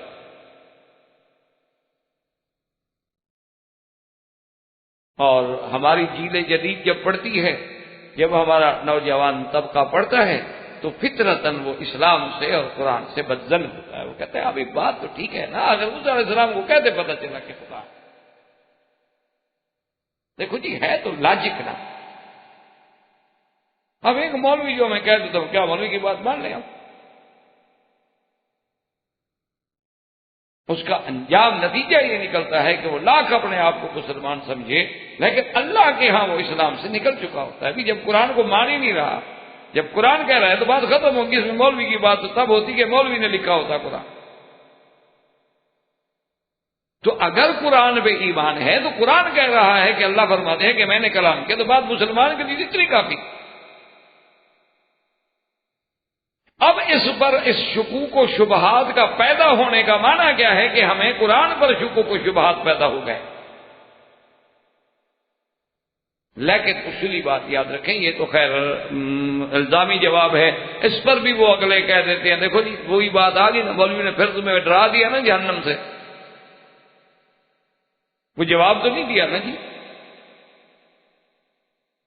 حالانکہ اگر تھوڑا سا غور کرتے تو بات موجود تھی کہ بھی آخر لکڑی کو سانپ میں کس نے بدل دیا؟ آخر موسیٰ علیہ السلام کے ید مبارک کو کتنا اتنا روشن کس نے بنا دیا اگر وہ خدا نہیں تھا بات کرنے والا تھا؟ اور پھر یہ حقیقت ہے کہ جس کو فرعون نے مانا، جس کو جادوگروں نے مانا، جس کو دوستوں اور دشمنوں نے مانا، یعنی اگر عصا کی بات فقط موسیٰ علیہ السلام کے سامنے ہوتی تو تم کہہ سکتے تھے کہ جی مولوی ہمیں دھوکہ دے رہے، لیکن یہ بات تو فرعون نے بھی مان لی، جادوگروں نے بھی مان لی، تم پھر بھی نہ مانو تو ہم تمہیں کس کھاتے میں رکھیں، فرعون کے یا اس سے بھی اگلے کھاتے میں؟ وہ تو کھلی دلیل ہے کہ ورنہ جنگل ہے، اکیلے موسیٰ علیہ السلام ہیں، وہاں آخر یہ معجزات جو دیے گئے اگر اللہ نے نہیں دیے تو کس نے دیے؟ آپ نے دیے۔ کیا آپ اتنی ترقی یافتہ قومیں ہونے کے بعد، چاند پہ ڈورے ڈالنے کے بعد آج ایک لکڑی کو ڈال کے سانپ بنا سکتے ہو، پھر اس کو اٹھاؤ تو لکڑی بن جائے؟ آپ کے اندر ایسی کوئی قوتیں ہیں؟ کیا آج آپ کے اندر ایسی بات ہے کہ انسانی ہاتھ ہو اور صرف بغل میں دے کے یوں کرے تو چاند سے زیادہ روشن ہو جائے، اور پھر یوں کرے تو پھر اپنی اصلی حالت پہ آ جائے؟ کر کے دکھا دو، ہم مان لیں گے کہ جی موسیٰ علیہ السلام کو بھی نعوذ باللہ دھوکہ ہوا۔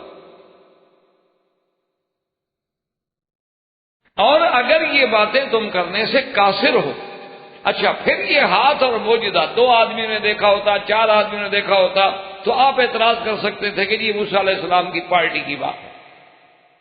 وہ تو موسیٰ علیہ السلام بطور چیلنج، بطور تحدی پورے دشمنوں کے سامنے کھڑے۔ تو اس لیے ہمیشہ یاد رکھیں کہ اللہ کے قرآن کی کسی بات کو آج تک دنیا میں نہ کوئی پیدا ہوا ہے اور نہ آئندہ پیدا ہوگا جو اس خبر کو غلط قرار دے سکے۔ ایک بات جو قرآن نے کہی ہو، آپ پوری دنیا زور لگا کے بتلا دیں گے جی وہ غلط ہے۔ مثلاً قرآن پاک نے فرمایا کہ قوم عاد کو ہم نے ہوا بھیج کر ہلاک کیا، آپ بتا دیں گے جی ہوا سے ہلاک نہیں ہوئے، کسی اور چیز سے ہلاک ہوئے، ثابت کریں۔ آپ اگر ہم سے دلائل مانگتے تو آپ ہمیں بھی تو دلیل سے بات کریں نا ہمارے ساتھ۔ اللہ فرماتی ہیں کہ ہم نے قوم اما سمود فاہلکوا بالطاغیہ، ہم نے ان کو ایک ایسی، اور ایک جگہ آتا ہے صیحہ کہ جبریل علیہ السلام نے آواز لگائی اور سب مر گئے۔ تم کہتے ہو کہ نہیں مرے، کسی اور بلا سے مرے تھے، وہاں ہم نے ان کو کوئی دوائی کھلائی تھی مر گئے تھے، تو آپ ثابت کریں۔ اللہ فرماتے ہیں کہ ہم نے قوم لوط کو جو مارا ہے تو جعلنا علیہا سافلھا، ہم نے ان کی بستیوں کو اٹھا لیا اور وہ جو ہے پھر الٹا کر دیا گیا، پھر اوپر سے پتھر برسائے گئے۔ اگر اس طرح نہیں مرے آپ ثابت کریں کہ نہیں جی قرآن کی خبر نعوذ باللہ غلط ہے۔ قرآن کہتا ہے کہ اصحاب فیل کو ہم نے حجارہ سے ختم کیا، آپ ثابت کریں کہ جی نہیں ختم کیا، ہاتھیوں کو ہم نے جا کے مارا تھا۔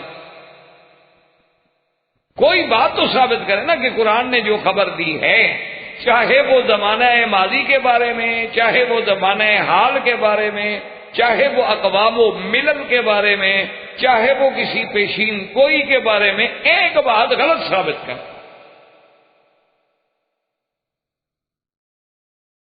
جیسا کہ حضور صلی اللہ علیہ وسلم کا معجزہ ہوا، شق القمر، چاند کا 2 ٹکڑے ہونا، تو اب بھی وہاں جو کفار موجود تھے انہوں نے کہا کہ دیکھو ہم نے تو آنکھوں سے دیکھا ہے، لیکن ہو سکتا ہے کہ یہ بھی نوع من السحر، جادو کی کوئی قسم ہو، ہمارے آنکھوں پر کوئی چیز جو ہے اس قسم کی کر دی گئی ہو، مسمرائز یا ہپناٹائز کر دیا گیا ہو کہ ہمیں ایسے جو کہہ رہے ہوں وہی ہمیں دکھائی دے۔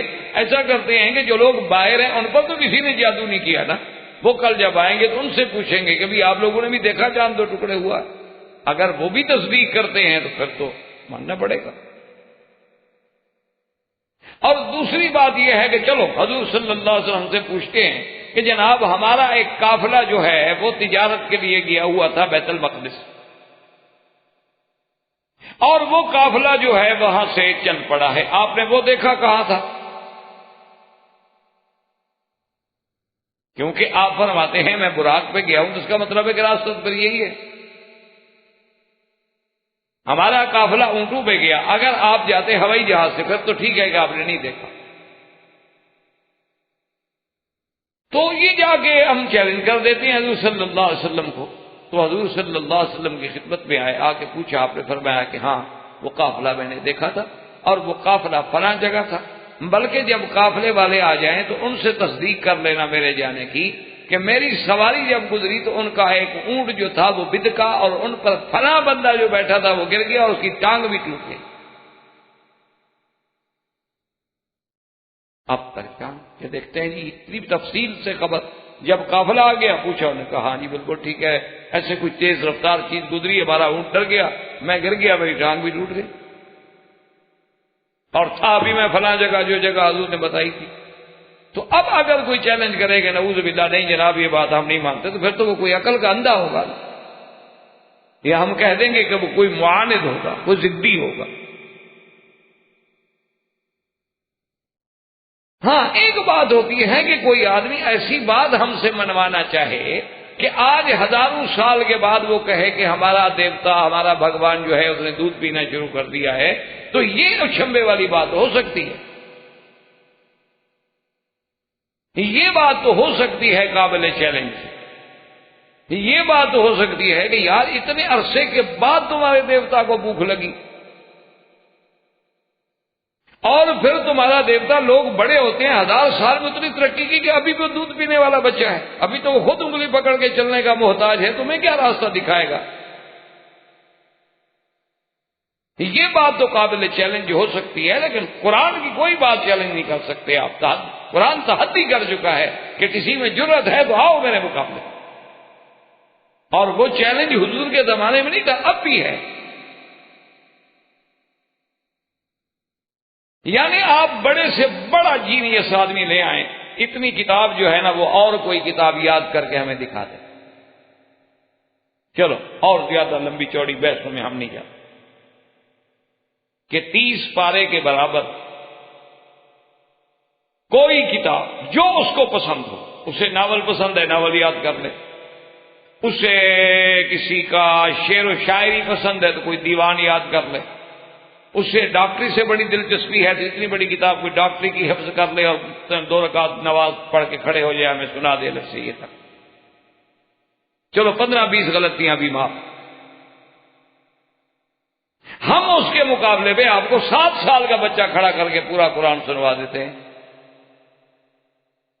اور وہ بچہ بھی عربی نہیں ہوگا، عجمی ہوگا، جس کی زبان بھی عربی نہیں، اور وہ غلطی نہیں بلکہ مد شد میں بھی غلطی نہیں کرتا. اب بھی اسی دور میں گسیم میں یحییٰ کے نام کا ایک لڑکا ہے تو 6 مہینے میں پورا قرآن حفظ کیا. پورا قرآن 6 مہینے میں. عمر اس کی 8 سال ہے، 9 سال. اب وہ 9 سال کی عمر میں 7 قرات پڑھنے کے بعد جو قرات کی کتابیں ہیں وہ یاد کر رہا ہے. میرا اپنا دوست ہے اپنا جنوبی افریقہ میں جوہانسبرگ کے علاقے میں، وہاں سے ایک جگہ ہے لینڈ، وہاں کے رہنے والے ہیں، ابو بکر بھاٹیا نام ہے، اس کا بیٹا ہے، اس نے 6 مہینے میں قرآن حفظ کیا. تو آپ لائیں نا پھر قرآن کے مقابلے پہ کوئی آدمی جو یہ کہے کہ مجھے بائبل یاد ہے، کوئی یہ کہے کہ مجھے ان تورات یاد ہے، کوئی یہ کہے کہ جناب ہمارے جو دیوتاؤں پہ وید آئے تھے نا وہ ہمیں وید یاد ہیں. ایک بندہ تو کم از کم پیدا کرو نا پوری تاریخ میں. تو اس لیے ہمیشہ یاد رکھیں کہ یہ شبہات دشمن ڈالتے ہیں، ورنہ قرآن کی ہر بات اتنی واضح ہے، اتنی سچی ہے، اتنی حق ہے کہ ہمیں یہ تو شبہ ہو سکتا ہے کہ اب رات نہیں ہے، لیکن اللہ کے قرآن میں کوئی شبہ نہیں ہو سکتا. قرآن نے جو کہا ہے وہ حق.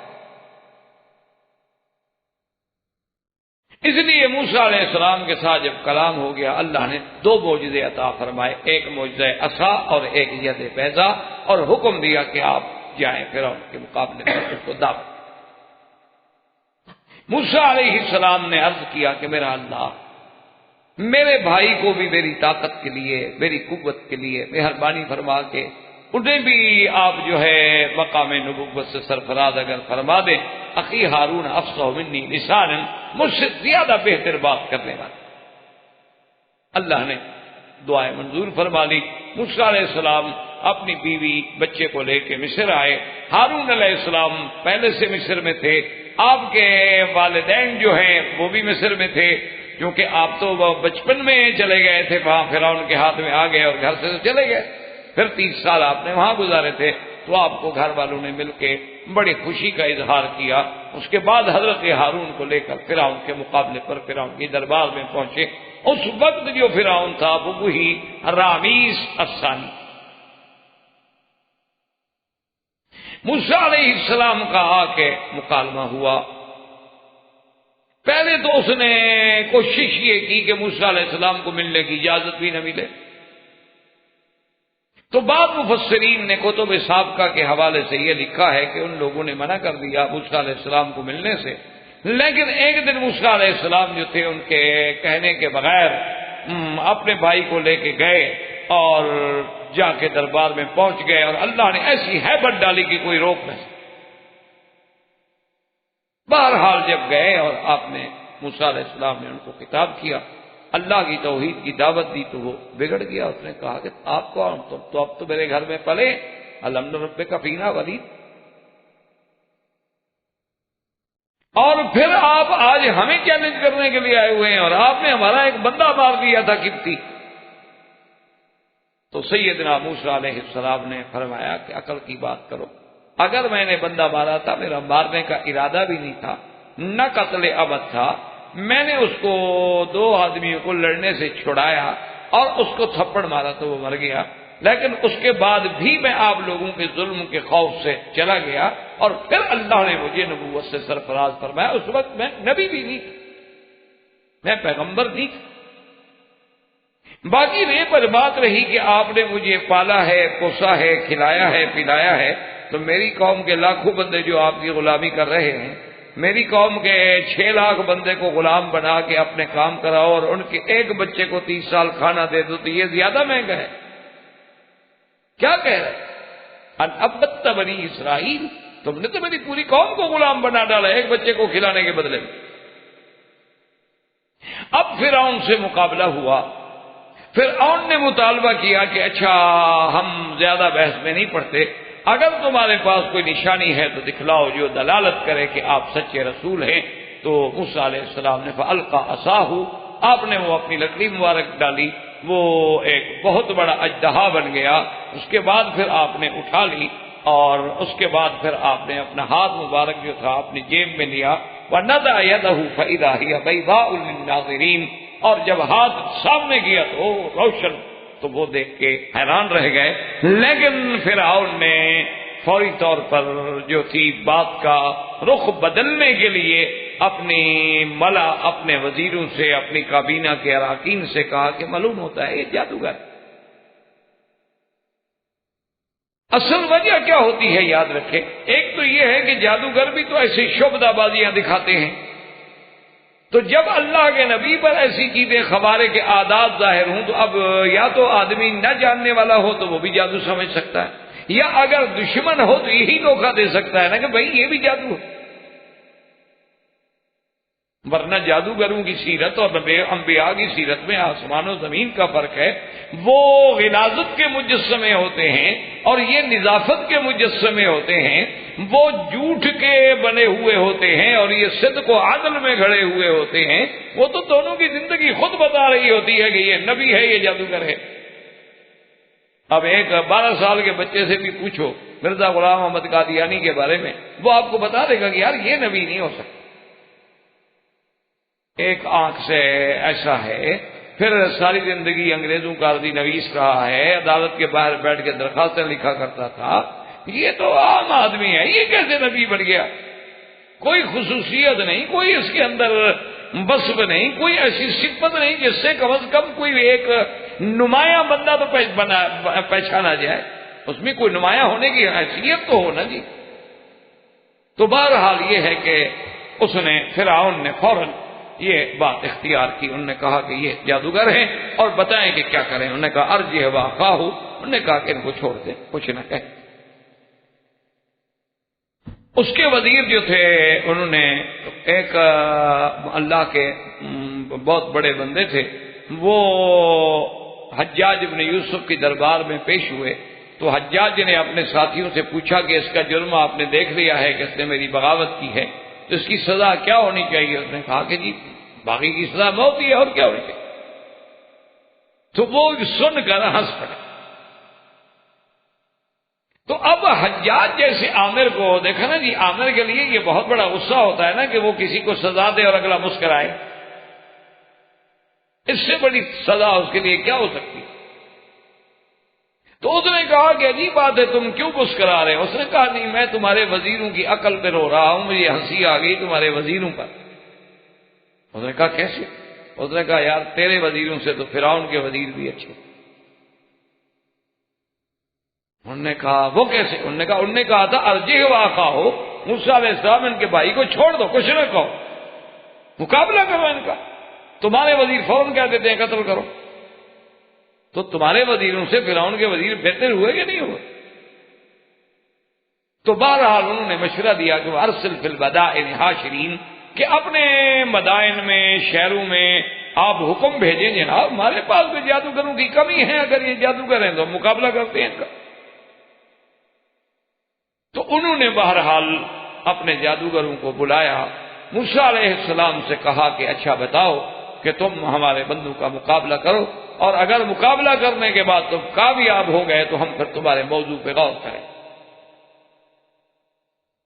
موسیٰ علیہ السلام نے کہا ٹھیک۔ تو قرآن مقدس نے ایک دوسری صورت مبارک میں بیان کیا ہے کہ آپ نے فرمایا کہ ٹھیک ہے ایسا کرتے ہیں کہ یوم الزینہ، تمہارا جو عید کا دن آ رہا ہے نا، قریب ہے، ابھی تمہارے ابھی عید کا دن آنے والا ہے، ان یحشر الناس ضحیٰ، کہ عین صبح کے وقت جب 9-10 بجے کا وقت ہوتا ہے نا کوئی میدان میں، اسی جگہ اکٹھے ہو جائیں گے۔ ایک تو عید کا دن ہوگا، لوگوں کو چھٹی ہوگی، آنے میں بھی آسانی ہوگی۔ تو یہ دن مقرر ہو گیا، اور فرعون نے اپنے ملک سے لوگوں کو بلایا، حتیٰ کہ بعض روایات میں یہ آتا ہے، قرآن پاک نے تو عدد ذکر نہیں کیا، جیسے میں آپ کو کئی دفعہ عرض کر چکا ہوں کہ یہ اسلوب ہی نہیں قرآن کا کہ ان چھوٹی چھوٹی باتوں میں جائے۔ لیکن سابقہ کتب سے یہ روایات ملتی ہیں کہ وہاں تقریباً 70,000 جو تھا نا جی جادوگر، اور وہ دور جادوگروں کا دور۔ اسی لیے جادو جو ہے آج بھی سب سے زیادہ جادو جو ہے وہ یہودیت میں ہے، اور یہودیوں کے بعد سب سے زیادہ جادو جو ہے وہ ہندو میں ہے، اور ہندوؤں کی صحبت کی وجہ سے پھر اس کے اثرات بنگال میں بھی پہنچے، برما میں بھی پہنچے، اور وہاں سے پھر ہمارے پاس بنگالی مسلمان بھی اس کا شکار۔ اصل جو ہے وہ یہود تھے، ان میں آج بھی بڑے سے بڑے جادوگر جو ہیں وہ موجود۔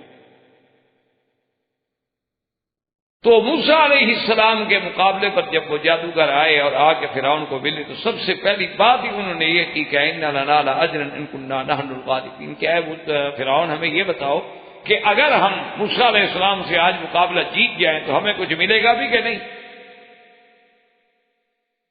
اسی لیے علماء نے لکھا ہے کہ جتنے باطل لوگ ہوتے ہیں، علماء سو ہوتے ہیں، جھوٹے مولوی اور جھوٹے پیر ہوتے ہیں، ان کی نظر فائدے پہ ہوتی ہے، پیسے پہ ہوتی ہے، ہدیے پہ، نذرانے پہ، کہ کیسے وصول ہو، کوئی طریقہ بنایا جائے۔ تو اب جناب یہ ہے کہ ابھی ہمارے ملکوں میں بھی ایسے ہوا کہ بعض جگہ پر جو بڑی بڑی گدیاں تھیں نا جی، بڑے بڑے مزارات تھے، تو اوقاف نے اپنے کنٹرول میں لے لیے۔ خیر اوقاف بھی سمجھدار ہے، جہاں آمدنی ہو اس کو قبضے میں لیتے ہیں، جہاں خرچ کرنا ہو اس کو نہیں چھیڑتے۔ دیکھتے ہیں نا بھی اس مزار پہ آمدنی ہے 50 لاکھ سال کی، خرچ ہے 10 لاکھ، اس کو قبضے میں لے لیتے ہیں، تو 40 لاکھ بچتا ہے۔ لیکن اگر ایک جگہ پر خرچ ہے 40 لاکھ اور آمدنی ہے 10 لاکھ تو 30 لاکھ گھسے دینا پڑے گا، وہ کیوں نہیں؟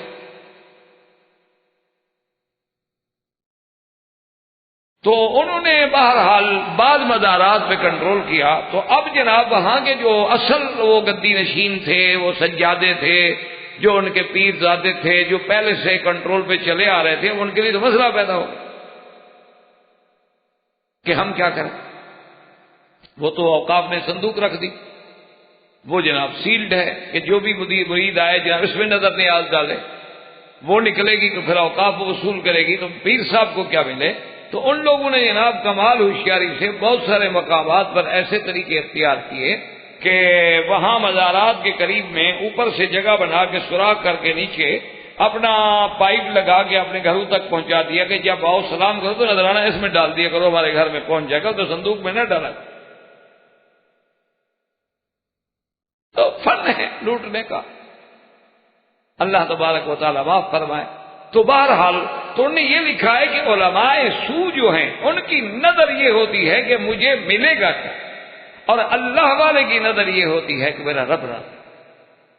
سنت انبیاء یہ ہوتی ہے کہ لا اسألکم علیہ اجرا، کہ بھئی میں تو آپ سے کچھ بھی نہیں مانگتا، میں تو رات مسجد میں گزاروں گا، میں تو کھانا بھی اپنا پکا کے کھاؤں گا، یار تمہیں پھر بھی دین کی بات کرتا ہوں تو بری لگتی ہے۔ ہم تم سے مانگ تو کچھ نہیں رہے، ہم آپ سے کیا لیتے؟ لا اسألکم علیہ اجرا۔ اسی طرح ایک دفعہ کچھ جماعت کے لوگ، مجھے ایک ذمہ دار آدمی نے بتایا، تبلیغی جماعت کے کچھ ساتھی، کچھ لوگ جو تھے اچھے ان کے بڑے لوگوں میں سے تھے، تو سابق ملک کے پی ایم سے پرائم منسٹر کے پاس ان کی ملاقات تھی۔ تو ملاقات کے دوران میں پرائم منسٹر نے کہا کہ حضرات آپ تشریف لائے ہیں اور مجھے پتہ ہے آپ کے خدمات کا، جہود کا، آپ بتائیں مجھ سے کیا چاہتے ہیں، آپ بتائیں، آپ کو حکم کریں، آپ جو چاہتے ہیں میں کرنے کے لیے تیار۔ انہوں نے کہا جی آپ سوچ لیں۔ انہوں نے کہا بھی دیکھو میں خود کہہ رہا ہوں، آپ نے تو نہیں مطالبہ کیا نا، میں کہہ رہا ہوں کہ مانگو۔ انہوں نے کہا جی ہم صرف یہ مانگتے ہیں کہ آپ 3 دن کے لیے وقت لگا دیں بس، ہم اور کچھ نہیں۔ تو حیران ہو، اچھا سنا ہے کہ اسے لگایا تھا، اللہ عالم میں نہیں جانتا، میں نے تو سنی سنائی بات ہے۔ بہرحال اتنا تو مجھے پتا ہے کہ وہ اجتماعات میں جاتا رہا، لیکن کیا بھی وقت لگایا یا نہیں لگایا اللہ معاف کرے، نہ ہمیں اسے مانا یہ ہے کہ جو اللہ والا ہے وہ یہ نہیں چاہتا کہ جی مجھے سڑک بنا دو، مجھے گھر دے دو، مجھے مکان دے دو، مجھے کوٹھی دے دو، مجھے بنگلہ دے دو، ہمیں مہربانی کر کے جناب ایک ہوائی جہاز خریدتے ہیں، ہمیں آسانی رہے گی تبلیغ کرنے میں۔ نہیں، انہوں نے کہا کہ جی آپ وقت لگائیں، آپ دین کے لیے ٹائم دے دیں، بس ہمیں کچھ نہیں چاہیے۔ تو یہ اہل حق کی پہچان، کیونکہ انبیاء نے قرآن میں باقاعدہ کہا ہے کہ لا اسألکم علیہ اجرا ان اجری الا علی رب العالمین، اور انہوں نے کیا کہا ان لنا لاجرا، کوئی ہمیں ملے گا کہ نہیں؟ پھر انہوں نے کہا عجیب بات کرتے ہو، کیسے نہیں ملے گا؟ صرف یہ تھوڑا ہے کہ میں تمہیں انعام دوں گا، انعام تو معمولی بات ہے، میں تو تمہیں اپنا جانشی، اپنا مقرب بنا لوں گا، میں تو تمہیں دربار میں عہدے دوں گا، منشتیاں دوں گا، وزارتوں کے دروازے کھول دوں گا تمہارے لیے، آؤ تو صحیح۔ تو اب جناب وہ مقابلے پہ آئے اور موسیٰ علیہ السلام سے آ کے کہا کہ اما ان تلقی و اما ان نکون نحن الملقین، کہ کیا تم پہلے ڈالتے ہو اپنا جو دکھانا ہے یا ہم دکھائیں؟ موسیٰ علیہ السلام نے فرمایا کہ نہیں تم۔ اب انہوں نے جناب جو ہے وہ میدان میں رسیاں ڈالی، اور وہ رسیاں جو تھیں ایسے جیسے ان کو پتہ لگا تھا نا، کیونکہ ان کو بتایا گیا تھا نا کہ موسیٰ علیہ السلام بھی لاٹھی ڈالتے ہیں تو سانپ بنتا ہے، اسی لیے وہ ان کے مقابلے کا جادو بنا کے لائے تھے کہ رسیاں جو ڈالی تو ساری سانپوں سے بھر گئی، اور جدھر دیکھو سانپ ہی سانپ، سانپ دوڑے۔ بہرحال بعض علماء نے تو یہ لکھا ہے کہ یہ بھی شعبدہ تھا، جیسے کہ آپ نے دیکھا ہے نا جی بہت بڑے ہاتھ کی صفائی والے لوگ ہوتے ہیں تو وہ اپنے ہاتھوں میں آپ کے سامنے یعنی کرتے ہیں، حالانکہ بالکل ہوتی وہ ایک یعنی ہاتھ کی چالاکی ہے، لیکن آپ حیران ہو جاتے ہیں کہ ابھی پیسے تھے کدھر چلے گیا، چلیے ادھر چلے گیا، اچھا پھر کدھر گم ہو گیا، پھر کیسے نکل آئے۔ تو یہ ان کا حالانکہ ایکسرسائز ہے، کوئی علم نہیں ہے، یہ علم نہیں ہوتا، یہ تو ایک پریکٹس ہے۔ احباب کرام، اس کے بعد اب آپ اس مبارک سلسلے کی سی ڈی نمبر 21 سماعت فرمائیں۔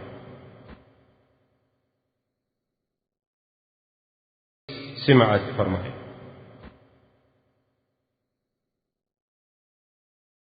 سماعت فرمائیں۔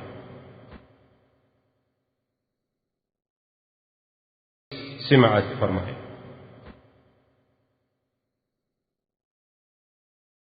سماعت فرمائیں۔